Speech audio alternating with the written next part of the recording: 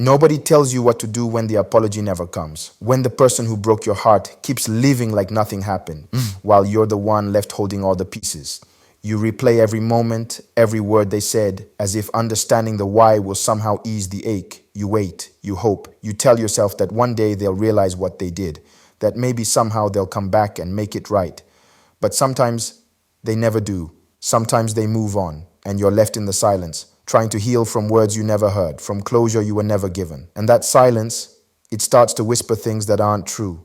It tells you that maybe you weren't worth an apology, that maybe your pain didn't matter. But I promise you, that whisper is a lie, because your healing doesn't depend on their apology. It begins the moment you decide to stop waiting for it.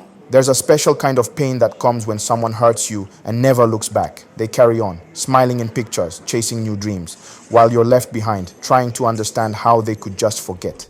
It's the kind of pain that lingers in silence. You replay every conversation in your mind, hoping you missed something, searching for a sign that they cared, even a little. You imagine what their apology might sound like, the words they'd use, the tone of their voice. You think about how it would feel to finally hear them say, "I'm sorry, you didn't deserve that," but the more you wait, the heavier it becomes. Because deep down you know, some people will never say those words, not because you don't deserve them, but because they can't face the truth. Maybe they were never taught how to take responsibility. Maybe pride got in the way, or maybe they've convinced themselves that saying nothing is easier than admitting they were wrong. But none of those reasons ease your pain. They just leave you holding something you didn't create. Their guilt, their silence, their unfinished story. And it's in that silence you start to realize that closure may not come from them. It may have to come from you.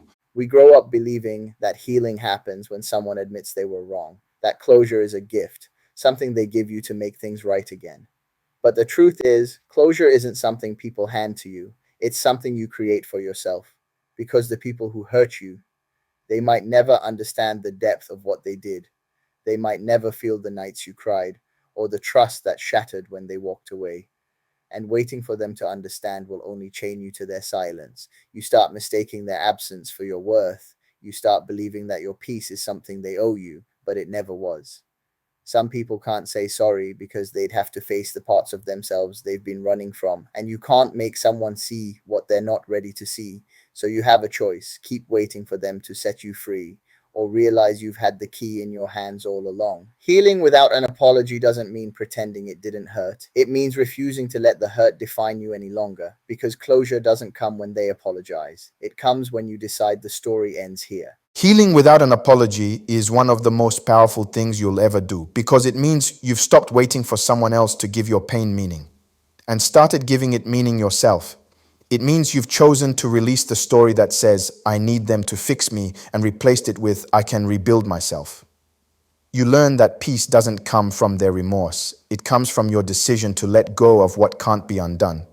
You begin to see that forgiveness isn't about excusing what they did. It's about freeing your heart from the weight of it. It's about saying, "I won't carry this anymore," even if they never say a word. And that kind of healing, the kind you do alone, in silence, without recognition, that's the most sacred kind of strength, because it's not about being okay with what happened. It's about being okay in spite of what happened. Every time you choose peace over bitterness, you take back a piece of yourself, and piece by piece, you start to become whole again. Letting go isn't forgetting what happened, it's remembering without letting it control you anymore. It's saying, "Yes, that chapter hurt me, but it doesn't define me." It's no longer needing their apology to feel worthy of peace.